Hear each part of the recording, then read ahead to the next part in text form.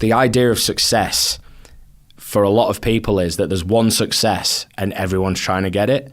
But when you actually just boil it down to the basics, your success is whatever you want it to be. It doesn't have to be that one success that every single person's going for. And I think that's the problem these days. I think everyone's trying to aim for the same success. Like they watch a famous guy on YouTube, so they go, that's what I want to do. But that guy's already done that, so carve your way somewhere else. Welcome to the third season of the York Creatives podcast, your chance to hear from the wide range of artists, designers, storytellers, and everyone in between who make up York's creative community. My name is Ben Porter. I'm a photographer, musician, and the founder of York Creatives. In each episode, I chat with a local creative, uncovering the lessons they've learned through the pursuit of a creative practice. We discuss the things that keep them motivated when times get tough, skills they've acquired from unlikely places, how they go about finding creative opportunities, and the systems and frameworks they use to keep themselves focused in a world filled with distraction. I hope you enjoy our conversation. So I'm super excited to actually have a conversation with you because we've collaborated on a couple of different projects over the past few years, but I've always had a camera in my hand, so we couldn't actually have a proper conversation. This is going to be fun for me. I know we've got quite a few things in common. We're both musicians, we're both business owners, we both have very creative jobs, and I think we're both very interested in creativity and the role that has in culture and subcultures and stuff like that. Yeah. So you are a professional tattoo artist, and of course, tattoo culture seems to have exploded in popularity over the last few decades, so there's plenty of stuff for us to chat about there. But before we get into the heavy stuff, I want to spend a bit of time so the audience can get to know the person that they're listening to. So my first question, and I'm hoping there's a good story behind this, when did you get your first tattoo and what was it of? Yeah, it is a pretty cool story. I was on holiday with my parents. I'm gonna let the punchline, I'm gonna bring the punchline in later. I was on holiday with my parents. So you'll think in my mind he was this year's old. Yeah, so we were on holiday in Salou, I think it was, and I remember sat around the pool just drawing, like, it was just a basic star. I just remember it was a star with, like, probably something like young and skatery gothic. It was like a star with skulls in it and flames or something. And I remember getting really excited and taking it to this guy, and he was just like, €300. And I was like, damn, €300, that's a lot. I went back, reassessed it, took it back the next day, dulled it down a little bit, and he just was like, $250. Like, almost like looked at me dead in the eyes, like haggling. I was like, shit. So at the time, I was only 13, so in my mind, I was just like, damn. I mean, I've worked since I was 11 years old, so I'm not shy to like earning money and going to work and stuff. So I did have some money to pay for a tattoo, but definitely not €250. And I remember, like, on the last day, I thought, do you know what? It was like second to last day before we left. I was like, I'll just go down and just ask him what I can get for, I think it was like €80 I had, like it was like my last bit of money. And he went, you can just have the star, just an outline of a star. And so I was like really excited, and I realised I'd forgotten my money. I was so excited. So I went back to the hotel, and my mum and dad sat around the pool, and I was like, just shouted down from the balcony, Mum, I'm off to go get a tattoo. And she was like, no, you're bloody not. And I was like, see ya. And went and got this tattoo done. And then I thought the person who I was speaking to was the guy who was doing it. It wasn't. It was this guy who didn't speak any English. Okay. And he basically just threw the design at the guy who was doing it, who had Metallica on, like, unbearingly loud. And he was, like, tapping his foot. And then I went with this guy who I'd met on holiday, and I was just sat there. And he started doing it. And I was like, oh, my God, this is going to be awful. And he was like, oh, and it was pretty much done. Wow. So yeah, I was 13, and then the guy who I went with, I think he was about 15, maybe 16, crying his eyes out. But he went with his parents came with him because they weren't bothered. Right. And, so he got a tattoo as well. He got a tattoo as well. Okay, I thought he was crying at you getting a tattoo. Oh no, he was crying. He was crying his eyes out at his tattoo. He was such a baby. But yeah, and then I actually, as a follow up, I came back, and I think I was on holiday in August. And on my 14th birthday, I booked to get a half sleeve around the star that I'd already had. So that was the star, and then I went and had all this done. Okay, so it's on the top of your arm for top people who can't see. Top of my right arm. Yeah, sorry, I keep forgetting. There's no camera. Yeah, top of my right arm. One thing you said there, what were you doing for work at 11 years old? Yeah, another illegal thing. I was working at the Mason's Arms, cutting chips. Cool. Yeah. The Mason's Arms on the corner, right, on Fishergate. Yeah. For anybody in York. Yeah. I worked there from 11 till 12, and then I moved to the Golden Fleece, worked there for like 2 years, which was cool because Tim Hornsby owned the Golden Fleece and Fibbers at the time, so he would send all the bands who were playing at Fibbers over to the Golden Fleece, and they would have their dinner there, like their pre-show meal. So I met loads of cool people. Lost Prophets, I met them before their downfall, and quite a few other cool bands. Yeah, which was cool. And then I've just done a handful of like other rubbish jobs in between. Yeah. Tattooing. So what was it that made you want the tattoo at 13? Was it, had you seen other people with them? Had you kind of just always wanted one? Was it seeing bands on posters who had them? 100%, yeah, the last one. Okay. It was always like a punk rock thing for me. Like AFI were like my favourite band in the world. And I just remember the lead singer, Davey Havoc, he had like a Tim Burton like style Nightmare Before Christmas sleeve, and I just remember thinking that was so good. And so from there I was just like, I just want to get covered in tattoos. And then obviously like Blink-182 started getting a bit of popularity in like the late 90s in terms of like not popularity to the level they are now, but you know, they were like, oh, they've got loads of tattoos and I like that band as well. And I thought there's a correlation here to have like to be successful in music, you have to have loads of tattoos. And I don't know why. And then it just became a thing for me. I was like, yeah. I mean, we'll probably go on to how I started, but yeah, it was a rocky road. Sure. So we'll get to how you started in a second. Yeah. So when did music start? Did you have music lessons at that age? So music probably started for me around the same time as I got my tattoo. I don't know if it was like a spark, okay. Like a Newton's, is it called a Newton spark? Edison spark. Mm-hmm. Yeah, I started playing in like bands probably around 12, 13. Definitely no music lessons. Okay. Yes. And you're a singer, aren't you? I'm a singer, yeah, but I was a guitarist and a vocalist in the first band I was in. If you want to check them out, Colourful as White, you probably won't find it anywhere. There is some CDs floating around somewhere, some pretty questionable artwork, but yeah, with some good friends who I'm friends with now. Well, friends with one of them now. And then that was just a kind of a snowball into everything that I've done now. Slowly sacked the guitar off because I realised I was rubbish. Still play occasionally, but I still record a little bit, but definitely no. Okay, no so let's break that down a bit. Talk me through some of the milestones between being that kid who got his first tattoo to someone eventually up in their own studio. What were the key moments? Without getting too sentimental, I think one of the things was how supportive my parents were over everything. They were always very like, whereas in my friends' parents were always like, no, you're not doing this. No, don't do that. You need to go to school and do these kind of jobs. My mum and dad were always very just like, well, my dad was very supportive, but just because my mum was, I think he just went along with everything she said. But they never sort of held me back from doing anything. So, you know, being in a rock band wasn't a big deal. Being, you know, liking tattoos wasn't a big deal. Dyeing my hair, having piercings.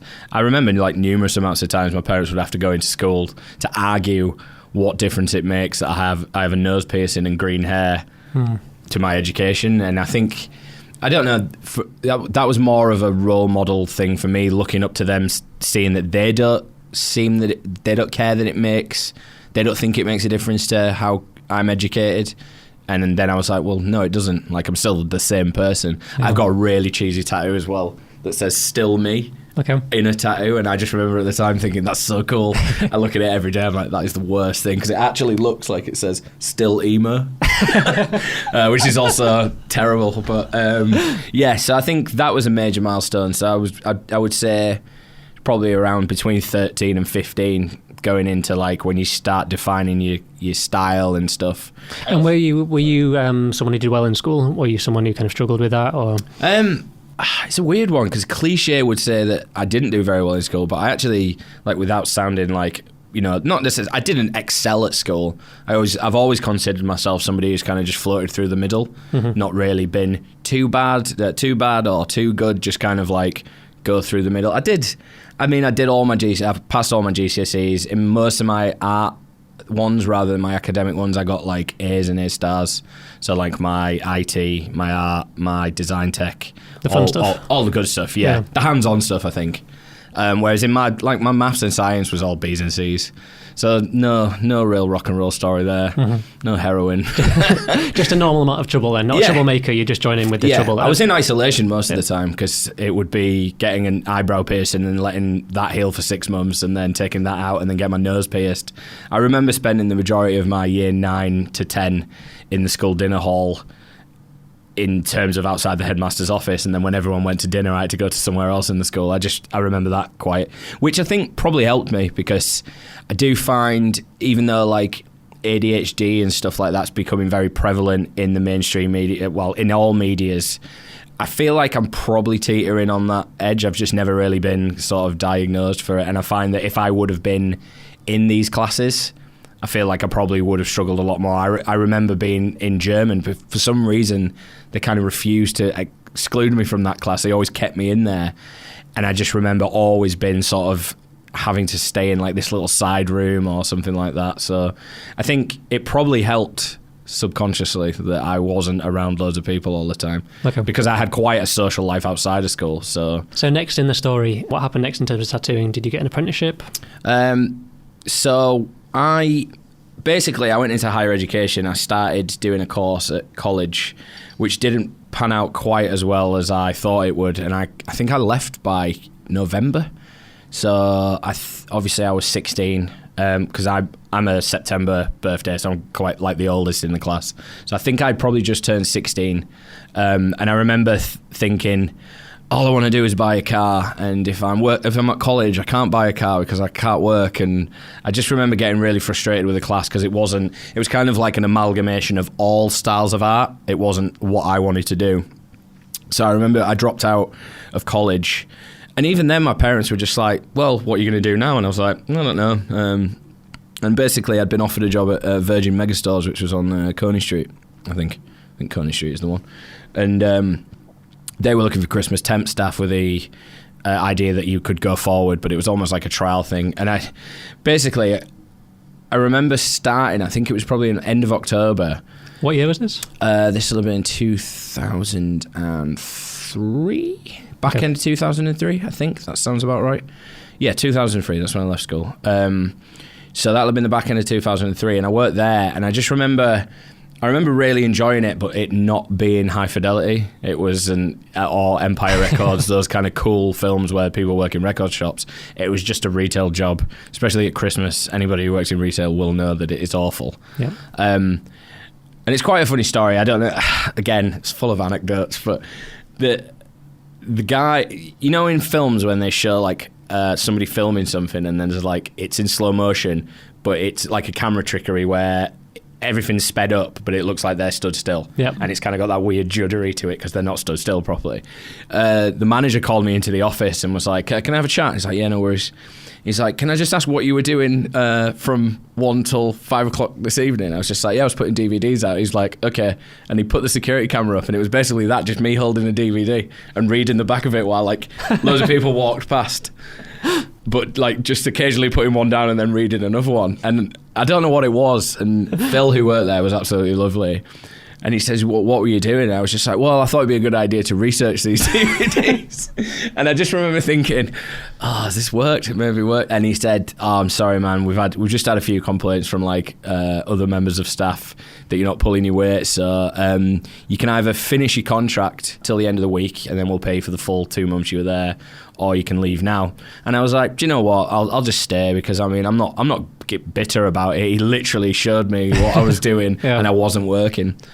So then the weird thing was, I think for Christmas, my mum bought me a tattoo magazine, but an American one, because they started, I think it was like they've probably been doing them a long time in England, but all the American tattoo magazines were always different. They weren't in the same scale. Like, it's the same skateball magazines. They were like in a slightly different sheet, like a letter sheet rather than they don't use like A5 and A4. No, it's a weird one. And I remember she got me that for Christmas, and I was like, oh, cool, because like you didn't see it, because obviously the internet still wasn't massive. You know, you could look at it, but it was still quite primitive tattooing, like still your tribal and your fantasy dragons. There was no like alternative stuff. And yeah, I remember getting this magazine and then seeing an article in the back, and it was like, your own full tattoo machine, and it was like 1,800 quid, $1,800. And I mean, people now, if they have any interest in tattoo, will be like, $1,800. You can buy like a full setup on eBay for like 20 quid, which is ridiculous. But Are there any laws around that? No, there's So no anyone can laws buy on it? buying tattoo equipment. There's lots of terrible loopholes in tattooing that should be addressed. But I mean, it probably ties in quite well with people who are wanting to get into tattooing, because I mean, I'd be hypocritical, but we'll go on to that because that's where we're headed now. So yeah, so I bought this tattoo kit from, it was Tattoo New York, I remember it, and I remember the website was Tattoo New York, which I thought was hilarious because obviously the Frank Sinatra song. But anyway, I bought it and it took like 6 months to come, and I was like, basically I used my whole pay packet for that those 2 months that I worked at Virgin Megastores. Yeah, so anyway, the tattoo machine arrived, and I remember just getting it all out of the box and just like, what do I do now? And I literally just sat and looked at it for about 2 weeks. I just didn't know what to do because I had no idea. And then like one day, I don't know if I'd just been out in York, probably getting drunk, and one day I was just like, I'm going to do it tomorrow. And I don't think any of my friends really knew. I think there was like maybe some like utterings in, because I'm quite, obviously, you know, I'm quite a loudmouth, but there was some utterings in the scene that I'd got this tattoo machine. It was almost a bit like DIY, like, oh, he's got this tattoo machine. And I remember no one going, oh, you can tattoo me if you want. I'm like, all right. But no one ever did that. So I just remember one Sunday after I'd been drinking just going, do you know what, I'm gonna try this. And I remember just not even knowing what everything was. And I'm pretty sure the machine came in parts. And I just, like, So you had to build it like a Lego kit. kit. I had to build it, yeah. So I remember putting it together, and then I plugged it in, and it was like, wow, it's working. Oh my God, you should have heard it. It was so loud. I mean, this is the day that when tattoo machines used to be all coils, so like an old doorbell, so it actually sounds like a rattling. Right. They don't sound like that anymore. They do, but not the ones we use. Well, the ones I use. And then I remember thinking, this is it, I'm going to go for it. And then no consideration for like sterilization or anything like that, just getting everything straight out of the box, putting it all in this machine that's probably not even been cleaned in, like prior to it being sent, but in transit. And then I remember doing the outline and the black and grey shading on a dagger, cutting a dice in half on my leg. I did that on the No, maybe I did that on the Yeah, I did that on the Sunday. No, I must have done it on the Saturday. And then the next day I thought, yeah, I'm going to colour it in today. Obviously it being so sore and so like raw, and it was just awful. And then I was really excited, and I ran down to Exit Skate Shop, which was on Whitmer Watmagate, and to show somebody who I knew worked there, who I thought would be really interested. And she literally just went, I can't believe you're doing that. That is so disgusting. You shouldn't be tattooing in your house. And I was like, obviously I was 16, so I wasn't an adult, and I just remember being like, oh, wow, well, maybe I shouldn't. And then I just don't think I touched it for probably about 5 months. Yeah, I did. I literally was just so worried about anybody getting wind that I was doing these dodgy tattoos, even just on myself. It must have been about 5 months, and then I remember going to my girlfriend at the time's fashion show at the York College. And one of my friends who was in a band called 6 Second Hero, they used to be called Fadge, but they became 6 Second Hero, a guy called Chris. He was going out with my girlfriend's pal at the thingy. And then I remember us sat there like watching this fashion show. And you know when you can just feel like an energy, and somebody just wants to say something. And I remember we'd had a few beers, and I remember him just saying, he just nudged me and went, so I heard you got a tattoo machine. I was like, yeah. He's like, do you want to tattoo me later on tonight? I was like, yeah, why not? And then he just came around to my house. And because I had no idea of how to actually do a tattoo on anyone else, I'd done one on myself. I remember really vividly thinking, what do they use to put a stencil on? Because I didn't even use a stencil on my leg. I literally just went straight in with the machine, which is awful. But anyway, the stencil, I just remember thinking, it's got the texture of greaseproof paper. And I'm almost certain he used a biro to draw on the greaseproof paper, and then he used a roll-on deodorant to transfer it from the paper to the skin. I was like, cool, so that must be it. So I did it, and he had 2 bands around his arm, around his forearm, like Tom DeLonge. And I remember getting around the first band and thinking, that's not so bad. And then I did the second band, and then the third band, and then the fourth band, without really taking any like mental notes. And then I'd realised when I'd met them round at the side, I don't know how this will translate into a podcast, but they were meeting like that rather than like that. So the black would be in the middle. They were meeting like that. So you connected the wrong lines together. Connected the wrong lines together, which was awful. But weirdly enough, he came in maybe 2 years ago. So I've been tattooing nearly 18 years, I think, or something like that. He came in 2 years ago, and they looked great. They looked. I'd managed to like somehow, because I hadn't coloured them, I'd managed to sort of like morph them together. So there's a bit of a wobble. So did he know at the time? Yeah. Okay. Everyone knew at the time. It was. And what did he say? He gave me £30 and we just carried on being pals. I can't believe I even charged people back then. Like £30 as well. I think it took me about 6 hours. Whereas now I think I can bosh them out in probably about an hour. Okay. And I freehand them on. So how did it go from that to actually being professional? So skip a few years. I went to York College to do art. In between me going to university and me leaving college, I was kind of like tattooing quite a lot that summer. So I was maybe doing like 1 or 2 a week on pals, and then like it was getting to like near the end of summer, it was getting to like maybe 4 a week. And at the time, still playing a lot of gigs. Like that was probably when I was most active. So, you know, everyone's like, oh, that guy with tattoos has tattoos, like why don't you go and ask him? And all these kids are like 16, 17, like, will you tattoo me? Dave Richmond from Glamour of the Kill, he was Davey Deff was one of the first people I tattooed. I think I tattooed him, I don't know how legal this is now, I don't know if there's I think I tattooed him when he was like 16, because he's a couple of years younger than me. And so at this point, were you aspiring to be a professional tattoo artist? Did you have that in the back of your head? Not all. I've always said this, and I'll stand by it. I never intended to be a tattooist. Like it was just something that I thought wasn't a job. You know, it wasn't a real job. Like I just thought that these kind of guys who had these shops were just like pirates. Like they were just there for a little bit and then sodded off, and then like you never saw them again. I just genuinely didn't think it was a real, like, I don't know why, like logically in my brain I should have known, because there's tattoo magazines. Like I should have known because I paid for tattoos. Like I'd use my own money cutting potatoes to get a tattoo that was way out of my budget. Like I should have known, well, there must be some. I just thought that those people were taking advantage of me because I was younger, because they knew, I just feel like they knew that I wasn't old enough. So they were like, yeah, it's 80 quid an hour. And I'm like, all right. You know what I mean? When you really want something, you just pay over the odds for it. Anybody who has a motorbike will know that. Like, if you really want it, you'll just throw all your money at it. And I just never thought it was going to be a thing. And then, well, it's hardly something that schools will tell you can do at a careers fair. No. Like I remember my careers tutor at my school sitting down for the one-on-one thing, saying, "So what do you want to do?" I said, "I want to be a stuntman and a DJ." And nice. I could see on his face, he was like, he went, "Well, you should do maths and English so that when you're on the radio talking, you know exactly how to pronounce things." Like, no, like DJ like in nightclubs and stuff. And he was just like, you could see on his face he had no idea what to say. Yeah. And he's like, "Well, you've got very good academic grades, so don't throw that away."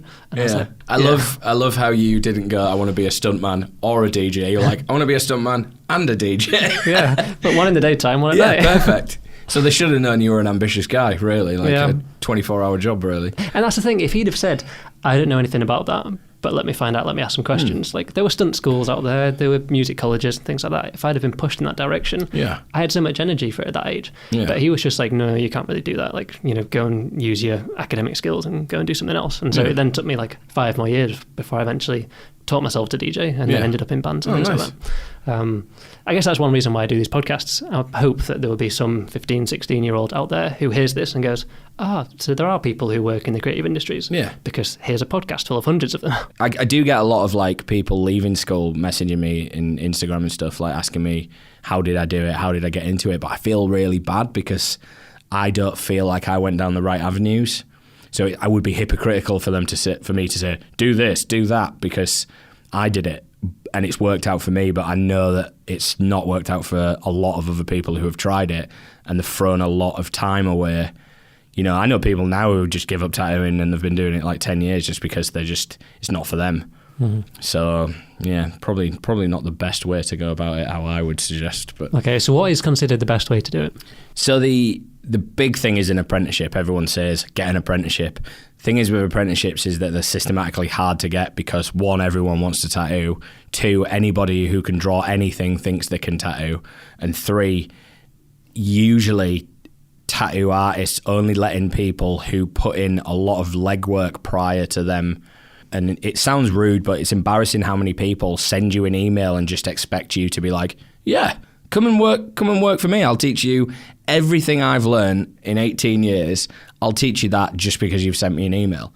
They don't even send portfolio pictures. They just go, hiya, my mum said I'm really good at drawing. Can I? And it's almost like, are they being pushed because, a bit like an X Factor like syndrome, are they being pushed because their parents say they're really good at singing or drawing or, whatever things, or is it that they actually do want it and they're introvert and they don't really know how to approach it? Because it is a weird one. It's not like you can just go down the job centre and get a tattoo job. Yeah. So apprenticeships are the way, which would be kind of a formal, in most apprenticeships you're not expected to be paid, so you would do it off your own back. You would do all the rubbish. This is a traditional apprenticeship. Like when I do my apprenticeships, I don't do them like this, but you would be expected to do errands, clean everything, and this is all for no money. So you're basically showing your dedication to the artist, not the art. And then you would, eventually been given the tools to be able to draw tattoos. I know anyone can draw a tattoo, but you're given the ideas and the tools. Almost just like a really slowly opening gate.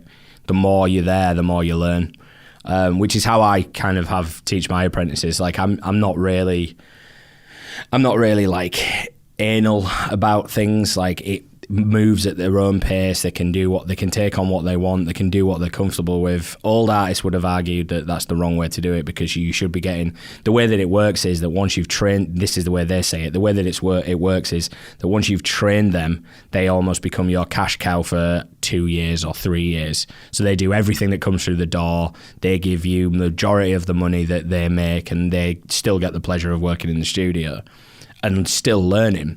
Whereas I don't think that's productive, because when you're getting beaten down constantly and you're not making money and you go into a job that you're being treated like shit at, you don't want to be there. So I always just say to people who I tattoo, who I teach, it might take them longer, but I feel that they will become a happier artist and learn how to do the tattooing trade as it goes. And I pay them a desk job.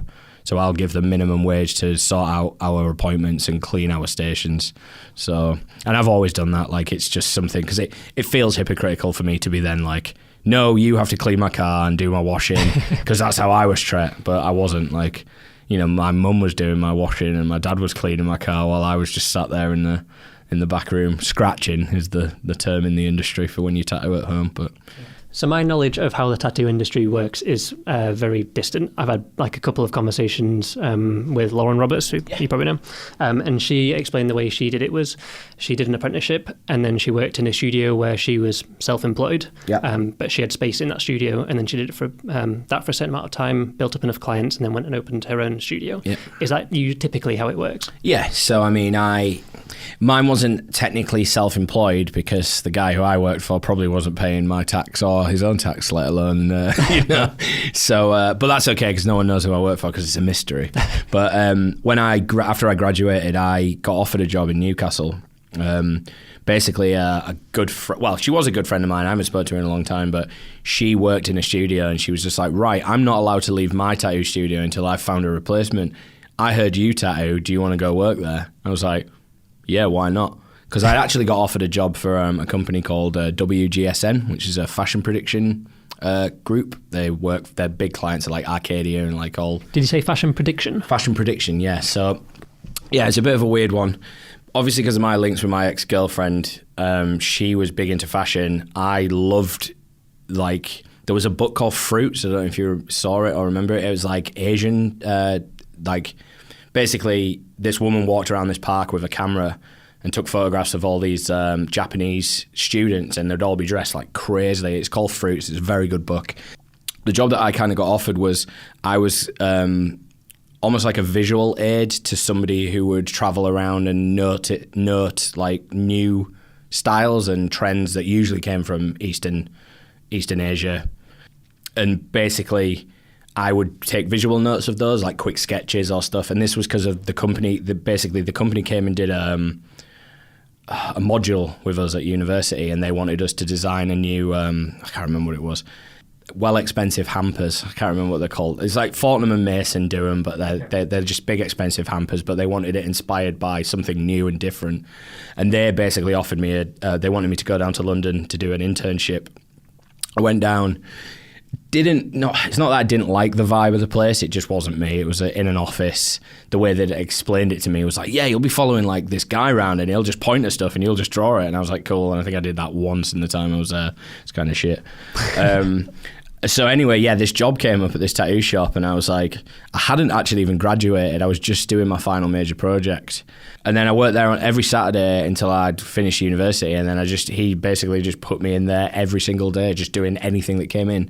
But bearing in mind, I'd never tattooed anybody that I didn't know. Everybody I'd tattooed was a friend or a friend of a friend or whatever. And did he not check your work and things like that at the start? Well, remember that portfolio I had that I was talking about, the 40-pager? Well, that probably had about 25 pages filled in, and I just showed him that, and he basically was just like, yep, cool.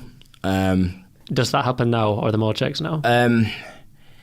So what I get now is basically I get somebody because line drawing is now a thing, clip art is now a thing. People just trace around pictures of things and then put it in their own portfolio and just go, yeah, I drew that. And I'm like, I can see straight away you haven't drawn that because there's no continuity in the artwork. It's all different styles. It's all different line weights. Like, when somebody knows, you see, I always knew my style or the thing I wanted to do. So like my drawing was the most powerful part about my tattooing. My tattooing was like the bad bit. My tattooing was rubbish, whereas my drawing was always quite strong. So I worked there for probably about 2 years, and then I got offered a job because I wasn't enjoying it very much. I wasn't enjoying Newcastle anymore, to be fair. I was starting to go off the rails a little bit, just because at the time I was doing a job that I loved, meeting so many like cool new people and earning money, which I hadn't obviously done since I was at Virgin Megastores like 3 years prior. So I was like, this is great. And it would basically be me finishing tattooing all my regular clients till like 5-6 o'clock, and then all my mates coming in and getting their tattoos and tattooing each other and getting pissed, and then just like walking back to my house and then stopping at every pub and then almost thinking, oh, well, it's 5 a.m, I might as well just go back to work before I'd even got home. So I'd just go back to the studio. And it was just that endless cycle for like 2 years straight. It was just like, it was what I imagined tattooing was when I was younger. Like it's that rock and roll thing. When I tattooed, so the studio I used to work in was right next to the O2 Academy in Newcastle. So people would come in all the time. Like we had a day to remember, just walk in, Bayside, Alkaline Trio, like just really. We took Pierce the Veil out one night before they were like famous.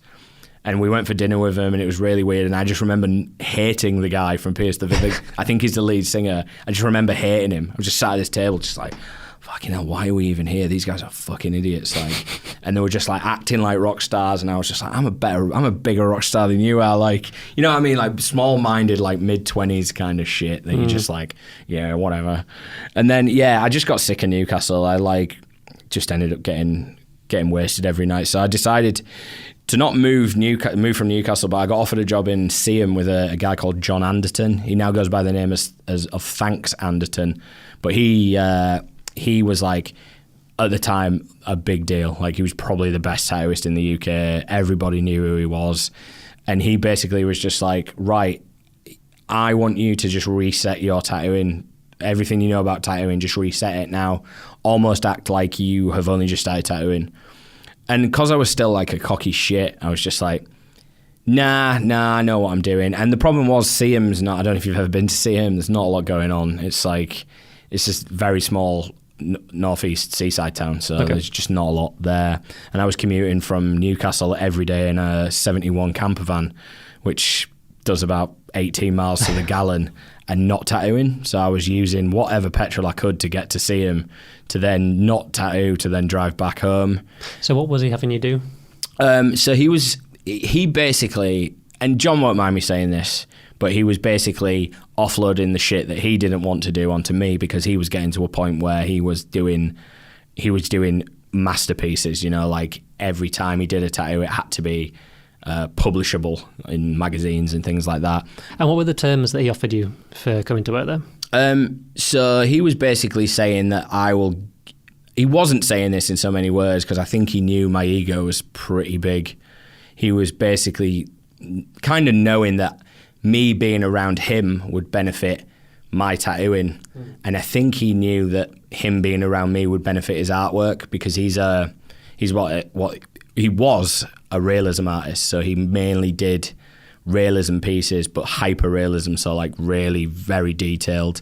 Whereas in mine was more illustrative drawing with like highly colourful tattooing. So I had a lot to learn from him, and I think he probably had a lot to learn from me in terms of artwork. But John's one of these where he could literally watch someone draw for like 20 minutes and then he'd just be able to do it, you know. Oh, okay. He's a prodigy. Like he knows he is, and he's very good at what he does.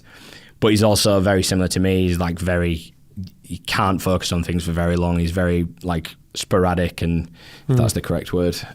Sure. So, but in terms of the business side, like the terms, so did you come along and were you working for him? Were you an employee? Yeah.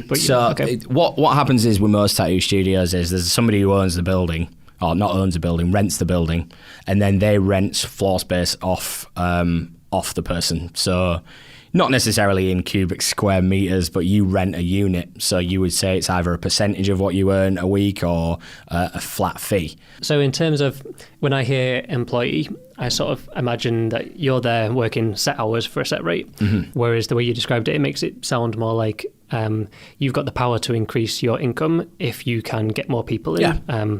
So in that stage, were you, like in terms of the government and stuff, were you self-employed with the government, or was it all going through him? No, I was. So I decided when I was working at the other place in Newcastle, I decided to just go self-employed anyway. Okay. Weirdly enough at the time, even though I still haven't got a mortgage, I still rent. I thought I'm going to have to start going self-employed because I need to show the government that I'm making money to get a mortgage. How mental that is that was, 15 years ago, and I still don't have a mortgage, but that's a different story. So I decided to go self-employed, and then I was like, basically, when you're self-employed, you can put anything through your books, so you can put in all your, especially with art, like creative businesses, it's very good because you could essentially dial anything down to inspiration, which is basically, I went to like seminars and stuff. Tattoo conventions had seminars that would teach you how to be an accountant, which is something they don't teach you at school. Yep. So I learned like quite quickly that it was something that I didn't want to have to deal with. So I just got an accountant because I'm terrible with numbers and I just hate looking at forms like constantly. But it's still something you have to do, whether you do it or pay someone else to do it. Yes. And that's kind of what I'm getting at, because a lot of people, they want a creative career because they kind of like this idea of this lifestyle that's full of freedom and adventure and maybe drinking beers with people. Yeah. And they think, oh, great, I get to make art for a living. But then if you're running a creative business is 50% of it. Yeah. Like if you're not doing your books, if you don't have an understanding of how to make money, how to market yourself, how to bring clients 100%, in, yeah. There's going to be no time for the creativity. Yeah. There's going to be plenty of time for the creativity, but you don't get any money in, so it's not sustainable. Yeah, it definitely, I find that the business side of things quells any kind of desire to be more creative. I find that sometimes you have to take the bread and butter stuff because you know that pays the bills, and I think that's for me that's one of the hard things. I mean, with John, this was the problem.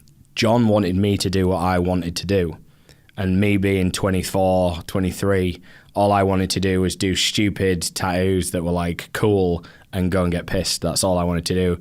I didn't even consider the bread and butter. Like, things would come in and John would say, if you don't want to do it, just give it a big price tag. It just became, John wanted to just do what he wanted to do and I wanted to do what I just wanted to do, but the problem was no one was coming to me. So I was just like, well, the only way that I can solve that is by opening my own place and making it more of a hub about me. So should we move on to when I came to York? Let's go into that. So when I basically I was having a bit of a meltdown in Newcastle, and my mum messaged me out of the blue, and she was just like, the shop opposite the Tangall Working Men's Club, which is kind of where her family used to drink a lot when I was growing up, my granddad and whatnot. And for anyone who knows York, Tangall never used to be a very nice area. It was always a bit divey. It's mostly just full of students now, so it's kind of just the same place, but just full of students instead of people who want to murder you. But I grew up around there, so I kind of knew what it was like. And the first thing I said was, there is no way that I'm opening a shop in Tangall. That is not happening. And my mum was like, it'll be great. And like, she eventually just pushed me that much. And I said my mum's always been proper chill. She always does this thing where she's just like, I've got a feeling about it, Joe, I've got a feeling about it. It's a bit like David Icke, like throws that much shit at a wall and eventually something will stick. But she usually is right with her things that she says. So anyway, I opened Awaker Eyes in 2011. And because I was like, I want somewhere where it's mine and I can make it, my spiritual creative hub, which soon really came crumbling down around me, because I realised that nobody in York wanted my style of tattooing at all. So I remember for probably about 3 weeks, me and Jack, I had a projector, and me and Jack just sat playing Call of Duty on the projector all day with the lights off, which, business mistake number one, when you open a business, don't turn the lights off. People think you're closed. Yep. So we were just playing Call of Duty for months, because everybody was coming in and like, I want this, and it was black and grey realism, and I'd never done any. So I was like, damn, if I don't sort of like pull my finger out here, I'm going to have to. So I basically just started taking on everything. And then ever since then, I've kind of not been like so much bothered about, because eventually you do get your star, you get your hero pieces that like almost like put you up a step. And then I got contacted by Skin Deep, who wanted to do a feature on all my cool tattooing, or what I consider my cool tattooing, which was all my illustrative work. And then everything from there just kind of took off. That was probably 6 or 7 months after opening. Okay. So you had to build So you had to build the momentum by doing the kind of bread and butter stuff, in order to get enough people in so that you could then focus on the stuff that you actually wanted to do. Yeah. So I mean, a lot of the people that were coming in would come in for a black and grey thing, and I'd almost try and convince them, maybe try getting a little bit of colour, or maybe try making it a little bit more illustrative. And then, most of them would be like, no, I want exactly what I've got on my phone that's been done a million times before. We still get it now. It's just a different generation. It went from like war memorial pieces to lions and clocks and all those things. But that's what I would call the bread and butter stuff. And anybody who knows me or has been tattooed by me, they know that I don't pull my punches when it comes to like talking about it in front of people who have actually got these tattoos or are getting these tattoos, which is great, because I feel that they have more of a laugh and become more open about it. Because a lot of these people who get the sort of mainstream tattoos are either people who are getting their first tattoos or people who have no idea about tattooing at all. So those people who are usually come in and start laughing and start playing along with all the jokes, they're the ones who end up becoming like your best clients, because they feel comfortable and they feel more welcome. Rather, there's artists who just like don't talk to you, they don't even care. They're just like, literally the money is all they're bothered about. Even if they're doing what they want to do day in, day out, they don't care about it. They're just like money. And which is sad, because there's some amazing tattoo artists in the world who are just arseholes, like really bad arseholes. Yeah. So this comes back to one of the things I wanted to talk about, which is to do with the culture around tattooing. And so obviously there's some people who just want the symbol as a memory. It might be to remember a person or something like that. But then there's other people who, they almost want them to become part of the culture and become the club. And you see them when they meet other people with tattoos, it's like, oh, that's great, tell me about that. And they're able to talk to people and build connections. Have you found that through doing this, it's kind of helped deepen that part of your life? I tell you one thing that I was really surprised about, and I think if it was me when I was 25 versus me now 35, I think the people who I was aspiring to meet when I was 25 years old are all the people I don't ever want to meet again. The kind of people who I put on a pedestal. The people who are like, I would say that I've got some pretty long-term like friends who were clients, like people who I definitely noticed over lockdown and through the recent refurb that would do anything for you. And you would hope that it isn't just because you're the guy who does their tattoos. The problem is, I found with the tattoo industry, it's very cliquey, and it's very much high and mighty. I find tattoo conventions, I don't do them as much anymore, but the one that I like religiously do is Carlisle, because it's a small convention, but the first description that I got of that convention when I was there was to get on it, someone either has to die or, what did he say? Someone either has to die or lose a limb, basically. It's the same people every year because it's such a grassroots convention. And everyone who works there is super sound, whereas I find the tattoo convention is oversaturated now with just rock stars who probably won't be tattooing in 10 years' time. But Sure. And then just to pick up on something you were saying before about your clients and things like that, they have to sit for quite a long time, and obviously you're going to end up chatting with them, particularly if you're doing, a sleeve or something, which must take quite a long time. Yeah. What's the longest you spent with someone? In my tattoo career, I've probably done 10 hours, I think. I did 10 hours. I've been tattooed for 11 hours, which was awful. Did you get on with the person who was doing it? Yeah, he's like my best mate. Okay. That helps. But I had taken a lot of tramadol. So they all went for dinner and apparently came back and I was just lying there humming. Yeah, it was awful. It was a really bad tattoo as well. Painful. Not a bad tattoo, but a painful tattoo. Sure. Just to pick up on that then, so for people who would like one but perhaps scared of the pain, is that recommended to take tramadol and stuff like that? Or is there any kind of accepted industry practice? I would say if you haven't got a tattoo, just get it done without anything and you just gauge it on that, because I find that all these products that are out now, like these numbing creams and anaesthetic sprays and all this stuff, it's just adding another variable in there that doesn't need to be there. Like, it's just causing more problems. And, some people have problem with like healing with numbing creams and stuff. Drugs that you take, like prescription drugs, are what can I say? They don't stop it from hurting. They just make your mind not think about it, and then when they wear off, you feel awful. Sure. So, but it's the same with numbing creams. Numbing creams, if they work for an hour, after it wears off, it's just almost like you're having all that hour's worth of tattooing just compressed into one, like a bit after the hour, and it's just even worse. Okay. So I would say if you're going to go for a tattoo, just go for it. And if it's really that bad, maybe tattoos aren't for you. This is the thing that upsets me now. Everybody thinks like they have to have a tattoo, but tattooing isn't for everybody. It's like, everybody wants a Porsche, but not everyone can afford a Porsche. People always want, like, I really want one because they feel like they have to have one.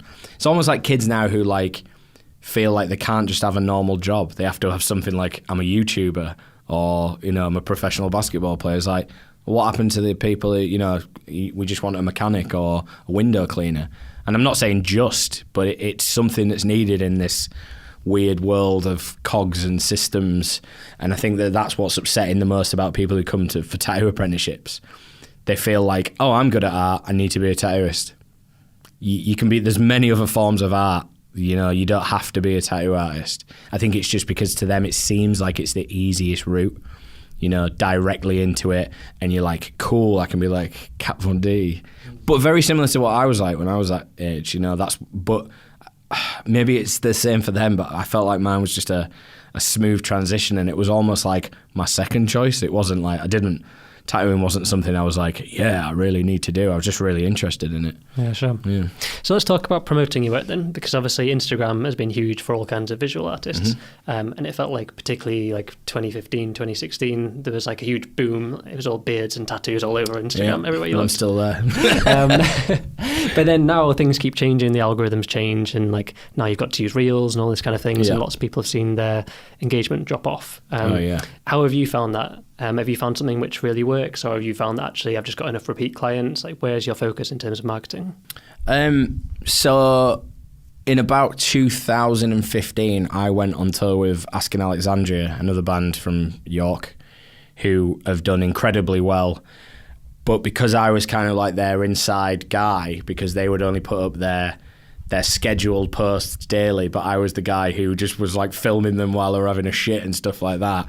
I got about, I think at one point I had about 40,000 followers, and at the time 40,000 was still quite a lot for tattoos. Tattoos now have like 700,000 from just sharing one picture, because like you say, it goes into an algorithm of sharing it around all these bots, and then it gets loads of followers from them. So at the time, 40,000, and then ever since then, it's just been on a decline. And I don't know whether it's because I'm not on tour with Asking Alexandria anymore, or my life's just shit and boring now. I don't really know. But I find that I put up pictures of myself, like the brilliant ones you took of me. I find that they get more interactions than a tattoo. And then I later found out about the whole face thing and how faces have to be and stuff, because the big companies have decided that that's a better thing to sell their products, because they can meta realize the person's face along with their persona. I had read an interesting article about it, but I'll send you it later on because it's really good. It might be worth sharing it on this because it is quite an interesting thing. But we'll put a link in the description. Yeah, it's really good. Because it's about the phone listening to you, but it doesn't actually. It's just because of the really intense algorithms of your phone coupled with your people who are around you and stuff like that. It's great. But yeah, I find that Instagram used to be fantastic for it, and it was probably prior to that peak where it was.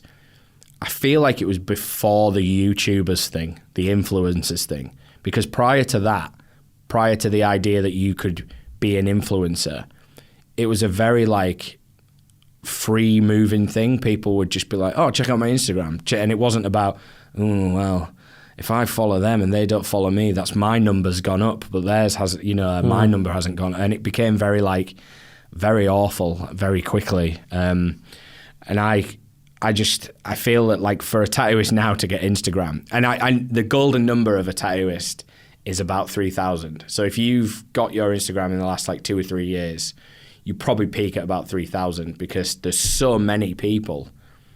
There's tattoo artists who are the best in the world, who are 50, 60 years old, 70 years old. They've got 900 followers because the kids don't care who they are. They do old style tattooing, and then you've got people who do clip art line drawings, have got 1.5 million followers, and they literally look like a scribble, and I sound like an old man. I sound like the old tattooist that I said I'd never become, but I understand it now. I never used to get it before. But so where is your focus? If it's not on Instagram. In terms of growing your business. In business, I always, like you said when you first asked the question, word of mouth is for a local business is the best thing you can physically do. I find that tattoo conventions don't really work anymore, and I also find myself being nicer. I think if you're just nicer and genuine and say what you want to say rather than trying to ham up stuff, I find that works. You don't have to be someone special. You don't have to have a podcast maybe it's a time to plug my podcast, but I have a conspiracy podcast, but I do. And, we're always talking about oh, you give it to your fans. And I'm like, my fans don't give a shit. Not my fans, but my people who like tattoos don't give a shit about the majority of them don't care about conspiracies. They're not just going to watch it because it's a little insight into your life. The Asking Alexandria thing. People are like, oh, I wonder what they do behind closed doors. Because in most cases, it's boring shit that everyone does, But yeah, I would say just be nice and don't bitch on other people's. Don't, unless they have good reason to be bitched about. Don't bitch about other people, because Joe Graves told me this one thing, and I'm pretty sure he stole it from another book. But he said the idea of success for a lot of people is that there's one success and everyone's trying to get it. But when you actually just boil it down to the basics, your success is whatever you want it to be. It doesn't have to be that one success that every single person's going for. And I think that's the problem these days. I think everyone's trying to aim for the same success. They watch a famous guy on YouTube, so they go, that's what I want to do. But that guy's already done that. So, carve your way somewhere else. And I find a Wakerize, we've had a pretty strong team for nearly 10 years. We've had, Adam Jones, who's just opened his own business. He worked there for 8 years. Mark Thompson, he's been there 5-6 years now. And my 2 apprentices, Natasha's not my apprentice anymore, but they just, I think the studio just oozes welcomeness. It's like, come in, you're welcome, even if you've got 1 tattoo or 20 tattoos. And it's a very open studio, like, you can, and I feel that that's genuine. There's nobody there trying to be something. We just go to work, do our job, go home, and hopefully do something creative and get paid for it. Yeah. So the last thing I want to talk to you about as we draw to a close is the role that creativity has in shaping culture and subcultures and things like that. As I mentioned at the start, there's a huge subculture around tattoos, and there's an exponential number of subcultures around different types of music. Also specialist vehicles. I know you've got a custom Harley and a VW camper, which you mentioned earlier, which are both iconic symbols, and many people aspire to own these types of items. So why do you think so many of us are drawn to these types of objects or to these lifestyle choices, and that we decide to form groups around them? For me, I think the tattooing thing is definitely, and it sounds cheesy as fuck, but it's definitely a rebellion thing. It's still a rebellion thing for me. Like, I stopped getting my body tattooed before I had my face tattooed. I got my face tattooed after, I've still got loads of space on my body, but I did my face because I was like, fuck, I'm old, I can do what I want, and no one can tell me otherwise because I've got my own business where it doesn't matter. And for me, it's always been a rebellious thing. I think the VW thing, the hot rod thing, the bike thing, the punk rock thing, the rock and roll thing, it's all in that category of rebellion. And I think all these subcultures have that rebellion about them. And I feel now tattooing is slowly falling by the wayside of the rebellious thing because it's not that rebellious anymore. And these vehicles that you've just talked about, they won't be on the road for much longer because, 1, people won't be able to afford to run them, and 2, they're talking about getting rid of like high-octane fuel and replacing everything with electricity. So all these things, all these subcultures we had are slowly disappearing, and whether it's because we're getting older or they're just not cool anymore. And one of the things for me is like, is the tattooing that I like to do just not cool anymore? And I think the answer is probably yes, it's not as cool as something else. But I feel like the tattoo industry is shaping a way for a lot more expression from, again, don't want to sound cheesy, but the voiceless, because there's people who literally like suffer with like not being able to express themselves in ways like you and me. So we can go you can go film a music video or a skateboard video or whatever, film something that you enjoy and express it how you want to express it. And I can do that with tattooing, whereas there's people, like I say, if I'd have carried on working at the card factory, I might have just fallen into a way of just working a 9 to 5, being happy going home and just like sat in front of the TV, but screaming for something to express myself, like show the world this is me. And I think that's hard for a lot of people now, is that they need to express themselves in a way that might not be just going and getting a tattoo. They might be depressed or drinking a lot or doing loads of drugs, and that's usually because of the circumstances they find themselves in, usually to do with home life and work, the stresses of life. So I think that it's still there in that fact you are rebelling away from your have you heard of straw man theory? So the idea that you're just a number in a ledger book. So when you're born, you're christened, you just become a number that generates money for the government. I feel that tattooing almost, even though my dad always used to say, never get a tattoo, you're a marked man, kind of opposite of that. Like, it literally wouldn't surprise me that if this straw man theory was a thing, that they would have notes on your tattoos that you've got and where they are and stuff. But almost like breaking away from that, I think, I aren't just a flesh suit making money for the government. And I guess that's still kind of punk rock. Yeah. I think there's definitely a link between creativity and stubbornness, because I find this, most kids, they'll have posters on the walls and they'll have bands they like or vehicles they aspire to own and things like that. But then as you go through the education system, you kind of get pushed towards like, if you want to do well, if you want to earn money, if you want to be successful, go and do something academic. Yeah. And that works for some people. But then there's those of us who are just like, well, I just want to live out my childhood dreams. I wanted to be in a band, or I wanted to buy this aspirational thing, or I wanted to get covered in tattoos. And the more people tell them not to do it, the more they want to do it. Yeah. And so I find there's definitely a link between creative people and these alternative cultures, which they're drawn to. But do you see that link between creativity and stubbornness? Yeah, I think the thing with the stubbornness element of it is almost like, just like I say, like digging your heels and not wanting to be your parents. And this is the thing for me. I also feel hypocritical, because if I could aspire to be anything, it would just be the openness that my parents gave to me. Like, my dad was a painter and decorator. He also played rugby, to a kind of professional, semi-professional level. But then he was really ill when I was growing up, like when he was like 46. So that like kind of quelled all that. And my mum had to work like 3 jobs to keep our family alive.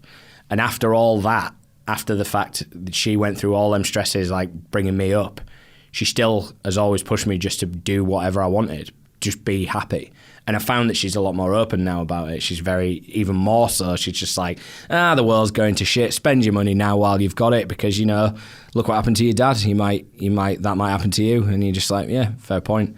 So I think that kind of, that stubbornness in anybody, I think, is what drives them to do things. I think it's when you become complacent that's when things are that's the worry, when you become complacent. And I feel that these academic jobs, they don't fulfill, quote unquote, they don't fulfill you as much as a creative job, because you're basically just going up one straight ladder. Whereas, and I find if you're a creative, you're almost bouldering. You're not really going in any direction. You kind of like get up to a point and then you're like, whoop, that one's a little bit loose, and sort of shift to the side and go up another route. And it kind of gives you that creative freedom to grow old. Like, it sounds stupid, but they always say, don't they, it's not the destination, it's the road. Yep. And I find that with being a creative, that allows you to be more in control of it. And don't get me wrong, and I'm sure you're the same, like financially, some really weird, hard times where you're like, should I compromise with a client because I want paying? Or should I stick with what I'm saying and push that, because not necessarily the money, but they will get a better job? And I think sometimes that's the difficult. I find that's when that ladder that I was talking about meets that boulder. But the thing is, they don't have to be exclusive. Like, you can still have somebody helping you on that bouldering trip that's a ladder that gets you, a couple more steps up. I had a period a few years ago before I did the TV show where I just didn't want to tattoo anymore, and I was just like, I was sick of it. But the only reason I was doing it was to pay bills. So that would almost be my little ladder in that little bump. And then when I did the TV show, it was like, wow, I feel like I've got my bouldering shoes on and my chalk back, and kind of got back into it again, So what changed there? I think for me, it must have been something subconscious, because when I was on the show, I'd realised the way that it must have felt for people getting tattooed by me, and they were paying me a full amount of money, like, and the attitude that I had was very much like, meh, whatever, don't care. It's all shit, like all these tattoos you want shit, blah, blah, blah. Whereas in these people who are on the TV show weren't paying for the tattoo, and they could be as rude as they wanted, but they really wanted a tattoo. So, and for me to carry on, to stay in that show, I had to tattoo. So it wasn't me like spitting my dummy out going, well, I'm not getting paid and I'm not getting to do what I want to do. I'm just going home and I'm taking my ball with me.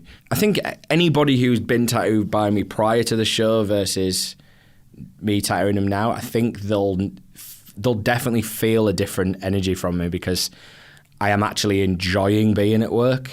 And I say work because it's work, but I am enjoying tattooing, like, in most cases, So would I be right in saying you almost came to view it more as a service to other people than you carrying out your art? Yeah. So it was very much a one-way street, like a one-way battery. Like, I felt that they were just sucking all. Like, previously, I felt that my energy was just being depleted by them. Whereas I feel like now, it's almost like it's on a multi-way. So it's like some of it's into the tattoos, some of it's into them, but they're also like refueling me, because it's not, it isn't just a one-way street. Like, for instance, today, I didn't speak much to the guy I tattooed, but then he got the most out of me in tattooing, because it was something that I do a lot of, and I've done that many of them. I'm like, but because I could concentrate on it, and because I could do what, like, concentrate more on the piece. Took a little bit longer, and it paid off because it looks brilliant. Whereas I've got customers who come in, and I sometimes think that they don't even want a tattoo. I think they just like being in the studio and like being in the company of the people at the shop, because I get people who come in and they barely sit for like 1 hour and they book out a full day and they're just like, there you go and pay me. I'm like, okay, cool. And they just, I think it's another release from their sort of life where they're like, work's shit, my life's not great or whatever. And I think a bit like hairdressers, but it's kind of both ways with us, whereas in hairdressers just kind of nod and agree. But yeah, I think I've definitely feel a lot more positive. Good. And what was the TV show called? The TV show was Tattoo Artist of the Year. It's still on E4 if anyone's interested. It's cool. I'll find a link, pop in the description. Yeah, it's weird. Okay. So last question. What does it mean to you to live a fulfilled life? Now, so 35. So for me, I think being through that period of time where I didn't want to be at work and going home and taking out any frustration that I had on other people around me, or, I think now it's more, I feel like, when you're in your 20s, I feel like when you've just got a brand new car and you rag the fuck out of it and it's literally just like the tyres are falling off, and then you get it serviced and then you get a nice valet on it. I feel like that's where I'm at now. I feel like, you'll go to McDonald's, but you don't want to throw the cup on the floor. You'll make sure you go to a bin. I think that's probably a good analogy. Like, I'm probably there. Like, I'm happy just cruising and plodding along and doing cool tattoos and occasionally going to tattoo conventions and maybe a couple of times a year go to a gig and obviously play gigs, which became a thing where I was like, the same with tattooing. I was like, I'm sick of this. I don't want to do this anymore. But I'm in all elements of my life right now. I think I'm just in that, just had my car service and valeted, and I don't want to spill strawberry milkshake on my seats. Cool. Okay, so if people want to hear the music we've referred to but not actually got a chance to talk about much, where do they go to hear that? So Fizzy Milk Music is my new band. It's kind of like hardcore punk. And then my old band, I don't like referring to them as my old band, like my stalwart band is the Bastard Sons, which I think is Bastard Sons Music or Bastard Sons Band. You'll just type it. But we aren't Phil Campbell and the Bastard Sons for any confusions. Okay, I'll find links. Yeah, no worries. And then if they want to see your tattoo work? Tattoo work, best place would probably be Instagram.com/tattoosbyjj. Or if you're young and you know how to use it, it's probably just Tattoos by JJ. Cool. Well, thank you so much. It's Cheers, been great. Ben. Thank you.